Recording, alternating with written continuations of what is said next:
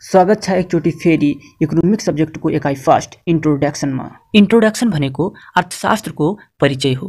अर्थशास्त्रको उत्पत्ति, त्यसको परिभाषा र त्यसको क्षेत्रको विषयमा यस लेसन अन्तर्गत हामीले पढ्छौं, चर्चा गर्छौं। परिचयमा के सिक्छौं भने हामीलाई थाहा छ मान्छेको आवश्यकता असीमित हुन्छ। मान्छेले आफ्नो जीवन स्तर सधैँ नै सुधार्न चाहन्छ। एउटा आवश्यकता पूरा हुनसाथ अर्को आवश्यकताको जन्म लिन्छ, तर मान्छेसँग सीमित उत्पादन अथवा आम्दानी भएकोले त्यसैमा आफ्नो सेवा र सुविधाको छनौट गर्छ। यदि सबै मान्छेसित असीमित पैसा र सम्पदा भइदिएको भए कोही पनि खेती गर्दैन, कोही पनि मजदुरी गर्दैन। यसरी पृथ्वीको आर्थिक इकोसिस्टम नै खराब हुन्छ। तर यो सृष्टिमा सम्पूर्ण कुराको एउटा सिस्टम छ। ज्यालादर, विनिमय, वितरण, उपभोग सबै कुराको अध्ययन नै अर्थशास्त्र हो। यसलाई हामीले एउटा उदाहरणबाट बुझ्ने प्रयास गरौँ। मानौ कुनै लेबर छन् या अन्य वर्कर छन्, जस्तै बैंक इम्प्लोय, टिचर या अन्य वर्कर। उनीहरूले काम गर्छन् र इन्कम जेनेरेट गर्छन्। त्यो इन्कम आफ्नो आवश्यक वस्तुमा उपभोग गर्छन्, फुड, क्लोथेस, मेडिसिन र अन्य सेवा सुविधाहरू। त्यो सबै कहाँबाट किन्छन्? एउटा दुकानबाट किन्छन्। एउटा दुकानले चाहिँ ट्याक्स तिरेको हुन्छ। फेरि त्यो दुकानले होलसेलरबाट किन्छ, त्यो होलसेलरले भ्याट तिरेको हुन्छ। फेरि होलसेलरले एउटा कम्पनीबाट किनेको हुन्छ र त्यो कम्पनीले पनि भ्याट तिरेको हुन्छ। यसरी ती भ्याट र ट्याक्स गभर्नमेन्टसँग जान्छ र गभर्नमेन्टले त्यही पैसालाई डेभलपमेन्ट वर्कमा लगाउँछ, स्कुलमा, पुलिस फोर्समा, अदर गभर्नमेन्ट वर्कमा र कन्स्ट्रक्सनमा। ती सबै काम गराउनको लागि फेरि एउटा वर्कर र लेबरको आवश्यकता पर्छ। त्यही भएर भन्छन् यो पृथ्वी गोलो छ। यसरी यी सम्पूर्ण आर्थिक गतिविधिको अध्ययन नै अर्थशास्त्र हो। अर्थशास्त्रलाई दुई तरिकाबाट अध्ययन तथा विश्लेषण गरिन्छ, माइक्रो र मिक्रो, सूक्ष्म र बृहत अर्थशास्त्र। दोस्रो टपिक रहेको छ व्यावसायिक व्यवस्थापकीय अर्थशास्त्रको अवधारणा, कन्सेप्ट अफ बिजनेस म्यानेजियल इकोनोमिक्स। यो टपिकमा हामीले के सिक्छौं भने अर्थशास्त्रको व्यवस्थित अध्ययन 18औं शताब्दीबाट सुरु भएको थियो, मतलब आजको 200 साल पहिले, र यसको अध्ययन चाहिँ 1950 को दशकमा सुरु भएको थियो। अब ध्यानपूर्वक सुन्नुस्। म्यानेजियल इकोनोमिक्स अर्थात् व्यवस्थापकीय अर्थशास्त्रले के सिकाउँछ भनेपछि व्यावसायिक अर्थशास्त्र निर्णय लिन, सबैभन्दा उत्तम विकल्पको छनौट गर्न, अग्रगामी योजना तर्जुमा गर्ने, आर्थिक सिद्धान्तहरूको प्रयोग गर्न, समस्याको निष्कर्ष तथा टुङ्गोमा पुगेर निर्णय लिन। मानौ तपाईँ एउटा पेन किन्न जानुभएको छ। त्यहाँ विभिन्न प्रकारका पेनहरू हुने गर्छन्, तर तपाईँलाई कम्फर्टेबल लाग्ने एउटा पेन किन्नुहुन्छ। त्यसैलाई निर्णय लिनु भनिन्छ। सम्पूर्ण व्यावसायिक फार्महरूको अन्तिम उद्देश्य नाफा आर्जन गर्नु हो। त्यसको लागि अग्रगामी योजना, उचित निर्णयले नाफालाई अधिकतम गर्छ। यही सबै कुरा म्यानेजियल इकोनोमिक्सले सिकाउँछ। तेस्रो नम्बरमा रहेको छ फिचर अफ बिजनेस इकोनोमिक्स, व्यावसायिक अर्थशास्त्रका विशेषताहरू। नम्बर 1, सूक्ष्म अर्थशास्त्र। जसरी जनगणना गर्दा एउटा फ्यामिलीबाट सुरु गरेर पुरै राज्यको गरिन्छ, त्यसरी बिजनेस इकोनोमिक्सले के गर्छ कि सानोतिनो र व्यक्तिगत व्यावसायिक फार्महरूको समस्याको अध्ययन गर्छ र त्यसैको आधारमा बजारको प्रवृत्तिको मूल्याङ्कन र अनुमान गर्दछ। यसरी सूक्ष्म अर्थशास्त्रको रूपमा कार्य गर्दछ। दोस्रो नम्बरमा रहेको छ आदर्श अर्थशास्त्र। एउटा हुन्छ पोजिटिभ इकोनोमिक्स, एउटा हुन्छ नर्मेटिभ इकोनोमिक्स। वास्तविक अर्थशास्त्र जुन देखा परेको हुन्छ तर नर्मेटिभ मापदण्डमा विश्वास गर्छ, रिजन के हो, किन भयो त्यसमा विश्वास गर्दछ। जस्तै मानव बजारमा ब्याज दर 8% छ भने त्यो देखा पर्यो त्यो वास्तविक अर्थशास्त्र हो, तर 8% किन छ र त्यसको रिजन के हो त्यो आदर्श अर्थशास्त्र हो, र त्यति ब्याज दर ठिक हो कि होइन भन्ने कुराको अध्ययन गर्दछ। तेस्रो नम्बरमा रहेको छ यथार्थ परक। यथार्थको अर्थ हुन्छ वास्तविक, परकको अर्थ हुन्छ जानेर। यसरी वास्तविक कुराको अध्ययन गरेर मागको निर्धारण, मागको अनुमान, वस्तुको मूल्य निर्धारण, प्रतिस्पर्धाको प्रकृतिको अध्ययन गर्दछ। चौथो नम्बरमा रहेको छ फार्मको सिद्धान्त। यसले व्यावसायिक आर्थिक लाभको लागि साधनहरूको राम्रोसँग बाँडफाँड गर्छ। पाँचौं नम्बरमा रहेको छ व्यवस्थापनलाई सहयोग गर्ने उद्देश्य, aim at helping the management. कुनै पनि व्यवसाय गरिरहेछौ भने उचित निर्णय, योजना तथा नीति निर्माण गर्नुपर्छ। यसरी त्यो निर्माण गर्न यसले सहयोग गर्दछ। चौथो टपिक रहेको छ व्यावसायिक अर्थशास्त्रको क्षेत्र। यसले व्यावसायिक अर्थशास्त्रले आर्थिक सिद्धान्त, विधि तथा अवधारणाहरूलाई प्रयोग गरेर सीमित साधनको समुचित उपयोग गर्ने कार्यमा व्यवस्थापनलाई सहयोग गर्दछ। यसले सूक्ष्म अर्थशास्त्रको प्रयोग गर्छ। यसको पोइन्टहरूलाई हामीले एउटा बेस्ट इक्जाम्पलले सम्झिने प्रयास गरौँ। मानौ तपाईँले आइसक्रिमको फ्याक्ट्री लगाउनु भयो। त पहिलो पोइन्ट मागको विश्लेषण र पूर्व अनुमान गर्नुपर्छ कि ती आइसक्रिमहरू सबभन्दा बढी कुन क्षेत्रमा माग हुन्छ। जस्तै कि तपाईँ सोच्नुभयो गर्मी क्षेत्रमा र बढी पपुलेसन भएको क्षेत्रमा। अर्को पोइन्ट लागत तथा उत्पादन विश्लेषण गर्नुपर्छ कि ती उत्पादन गर्दा कति लागत लाग्छ, फ्रिजरको र अन्य मसिनहरूको, वर्करहरूको, र एक दिनमा, एक महिनामा कति उत्पादन हुन्छ त्यसको पनि विश्लेषण गर्नुपर्छ। तेस्रो पोइन्ट मूल्य निर्धारण तथा नीति अभ्यास। र सबै खर्च जोडेर तपाईँले नाफा पर्ने मूल्यको निर्धारण गर्नुपर्छ। चौथो पोइन्ट रहेको छ नाफा व्यवस्थापन। हरेक उद्यमीको नाफा अधिकतम गर्ने उद्देश्य रहेको हुन्छ।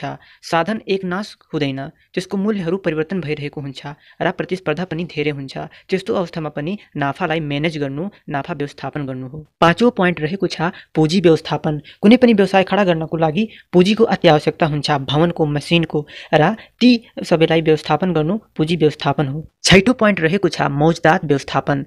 वस्तुहरूलाई उत्पादन गरिसकेपछि त्यसलाई स्टोर गरेर राख्नुपर्छ। यदि मौजदात व्यवस्थापन राम्रो भएन भने सबै वस्तु र प्रोडक्ट्स खराब नष्ट हुन्छ। यही भएर मौजदात पनि एउटा अहम भूमिका हुन्छ। यसरी यी पोइन्टहरू व्यावसायिक अर्थशास्त्रका क्षेत्रहरू हुन्। अर्को टपिक रहेको छ व्यावसायिक अर्थशास्त्र र परम्परागत अर्थशास्त्र बीचको सम्बन्ध, relation of business economics with traditional economics. दुवैमा घनिष्ठ सम्बन्ध हुन्छ।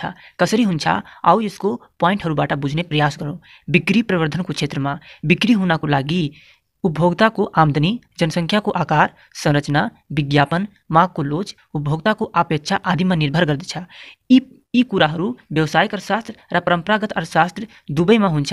त्यही भएर यी बीच घनिष्ठ सम्बन्ध रहेको हुन्छ। दोस्रो पोइन्ट उत्पादनको क्षेत्रमा व्यावसायिक अर्थशास्त्रले दुर्लभ साधनहरूको दक्षतापूर्वक बाँडफाँड गर्ने कार्यमा परम्परागत अर्थशास्त्रको अवधारणाको प्रयोग गर्दछ। त्यही भएर यी दुवै बीच सम्बन्ध हुन्छ। तेस्रो पोइन्ट रहेको छ वित्तीय क्षेत्रको निर्णयमा। दुवैले व्यावसायिक र परम्परागत अर्थशास्त्रले लगानी सम्बन्धी निर्णय गर्नको लागि मुद्राको समय मूल्य, टाइम भ्यालु अफ मनीको अवधारणा प्रयोग गर्दछन्। त्यही भएर यी दुवै बीच सम्बन्ध रहेको हुन्छ। चौथो पोइन्ट रहेको छ व्यावसायिक पूर्वानुमान। व्यवसाय कुन गर्दा राम्रो र कस्तो खालको हुने गर्छ त्यसको अनुमान गर्नको लागि आमदनी, रोजगार, व्यापार चक्र, व्यापारिक क्रियाकलापहरूको अनुमान गरेर र त्यसको अवस्था देखेर व्यावसायिक अर्थशास्त्र र परम्परागत अर्थशास्त्रले व्यावसायिक पूर्वानुमान गर्दछन्। त्यही भएर यी दुवै बीच सम्बन्ध रहेको हुन्छ। जो पोइन्ट रहेको छ निर्णय प्रक्रिया। व्यावसायिक र परम्परागत अर्थशास्त्रले निर्णयलाई प्रभावित गर्ने मुख्य तत्त्वहरूको पहिचान गरेर दुवैले बिजनेस सम्बन्धी सुधार र उतार चढावलाई निर्णय लिने गर्दछन्। यसरी यी दुवै बीच घनिष्ठ सम्बन्ध रहेको हुन्छ। अब हामी दुवै बीच समानता पढिसक्यौँ। अब यस बीचको भिन्नता, परम्परागत अर्थशास्त्र र व्यावसायिक अर्थशास्त्र बीच के भिन्नता रहेको छ। परम्परागत अर्थशास्त्रले आर्थिक विश्लेषण यानि कि सम्पूर्ण आर्थिक विश्लेषणका अवधारणा, सिद्धान्तहरू र सैद्धान्तिक पक्षहरूको सम्बन्धमा छलफल गर्दछ। तर व्यावसायिक अर्थशास्त्रले कुनै एउटा फार्मले भोगिरहेको समस्याको समाधानका लागि आर्थिक सिद्धान्तको उपयोगका सम्बन्धमा छलफल गर्दछ, कुनै एउटा फार्मको, तर यो सम्पूर्ण आर्थिकको। दोस्रो, परम्परागत अर्थशास्त्रले सूक्ष्म र बृहत अर्थशास्त्र दुवैलाई समावेश गर्दछ, तर व्यावसायिक अर्थशास्त्रले सूक्ष्म अर्थशास्त्रलाई मात्र समावेश गर्दछ। परम्परागत अर्थशास्त्र वास्तविक र आदर्श दुवैको विज्ञान हो, तर व्यावसायिक अर्थशास्त्र मात्र आदर्श विज्ञान हो। परम्परागत अर्थशास्त्रले व्यक्ति र फार्म दुवैको आर्थिक समस्याको अध्ययन गर्दछ, व्यक्ति र फार्म दुवैको, तर व्यावसायिक अर्थशास्त्रले कुनै एउटा फार्मको आर्थिक समस्याको मात्र अध्ययन गर्दछ। परम्परागत अर्थशास्त्रले लगान, ज्याला, ब्याज र नाफा सिद्धान्तहरूको अध्ययन गर्दछ, तर व्यावसायिक अर्थशास्त्रले नाफा व्यवस्थापनको सिद्धान्तलाई बढी जोड दिन्छ। यसले लगानको र ज्यालाको गर्दैन, मात्र नाफाको गर्दछ। छैठौँ, परम्परागत अर्थशास्त्रले कुनै एउटा समस्यासँग सम्बन्धित आर्थिक तत्त्वहरूको बारेमा मात्र, तर व्यावसायिक अर्थशास्त्रले आर्थिक र गैर आर्थिक दुवै तत्त्वहरूको बारेमा विचार गर्दछ। सातौँ नम्बर, परम्परागत अर्थशास्त्र ज्यादै पुरानो र यसका सिद्धान्तहरू राम्रोसँग संस्थागत भइसकेका छन्, मतलब यो संस्था या अन्य व्यवसायमा प्रयोग भइरहेका छन्। तर व्यावसायिक अर्थशास्त्र नयाँ र विकसित विषय हो, यो अहिले विकसित भइरहेको छ, यो दोस्रो विश्वयुद्धपछि मात्र विकसित भएको हो। आठौँ पोइन्ट, परम्परागत अर्थशास्त्रले निश्चित मान्यताहरूको आधारमा मानव व्यवहारको अध्ययन गर्दछ, तर व्यावसायिक अर्थशास्त्रले व्यावहारिक समस्याको अध्ययन मात्र गर्दछ। परम्परागत अर्थशास्त्र निर्णय प्रक्रियासँग मात्र सम्बन्धित हुँदैन। व्यावसायिक अर्थशास्त्रले प्रमुख कार्य भनेको नै निर्णय लिनु, कार्यमा सहयोग गर्नु हो। यो निर्णय मात्र लिँदैन, तर यो मात्र निर्णय लिने गर्दछ। परम्परागत अर्थशास्त्रको क्षेत्र ज्यादै फर्किलो छ, तर व्यावसायिक अर्थशास्त्र परम्परागत अर्थशास्त्रको एउटा शाखा मात्र भएकोले यसको क्षेत्र त्यति फर्किलो छैन। अब आउँछ सूक्ष्म अर्थशास्त्रको अवधारणा। माइक्रोको मतलब हुन्छ सानो र इकोनोमिक्स अर्थशास्त्र। सानो अर्थशास्त्रलाई माइक्रो इकोनोमिक्स भनिन्छ। यसले व्यक्तिगत र एउटा फार्मको आर्थिक क्रियाकलापहरूको अध्ययन गर्दछ। सूक्ष्म अर्थशास्त्रले कुनै एउटा फार्म, एउटा परिवार, व्यक्तिगत मूल्य, ज्याला, आमदनी, व्यक्तिगत उद्योग र निर्दिष्ट वस्तुहरूको अध्ययन गर्दछ। यसले वस्तुको मूल्य निर्धारण, ज्याला निर्धारण, उपभोग, विनिमय, वितरण जस्ता सानोतिनो कुराहरूको अध्ययन गर्दछ। त्यही भएर त्यसलाई सूक्ष्म अर्थशास्त्र भनिन्छ। अब आउँछ सूक्ष्म अर्थशास्त्रको क्षेत्र। यसले कुन कुन विषयमा अध्ययन गर्दछ, यो कुन कुन सिद्धान्तमा काम गर्छ, यसको एरिया कति छ, त्यसको विषयमा अध्ययन गर्न गइरहेको छु।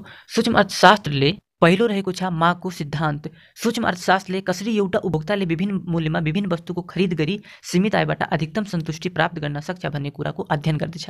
दोस्रो नम्बरमा उत्पादन तथा लागतको सिद्धान्तको विषयमा पनि अध्ययन गर्दछ। तेस्रो नम्बरमा वस्तुको मूल्य निर्धारणको सिद्धान्त पनि अध्ययन गर्दछ।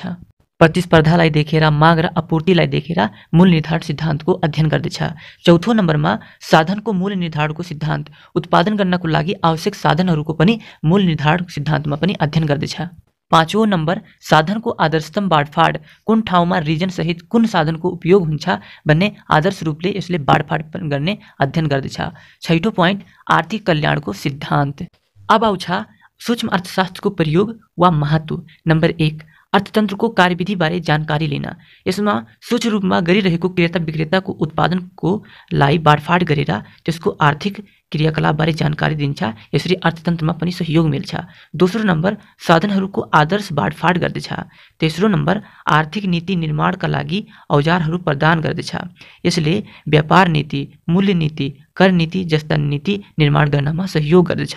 चौथो नम्बर सार्वजनिक नीति तर्जुमा गर्दछ। सार्वजनिक नीति तर्जुमा भनेको कुनै पनि क्षेत्रमा एउटा व्यापारी हुँदैन, त्यस्तो धेरैजना गरिरहेका हुन्छन्। त्यसको रूपमा यसले सार्वजनिक रूपले प्रतिस्पर्धाको पत्ता लगाउँछ, एक अधिकार बजार संरचना निर्माण गर्नमा पनि सहयोग गर्दछ। पाँचौं नम्बर मानवीय आचरणको अध्ययन गर्दछ। छैठौं नम्बर व्यावसायिक निर्णय लिन कार्यमा सहयोग गर्दछ। अरू टपिकलाई हामीले नेक्स्ट भिडियोमा कभर गर्छौँ। आजको लागि लिन्छु बिदा।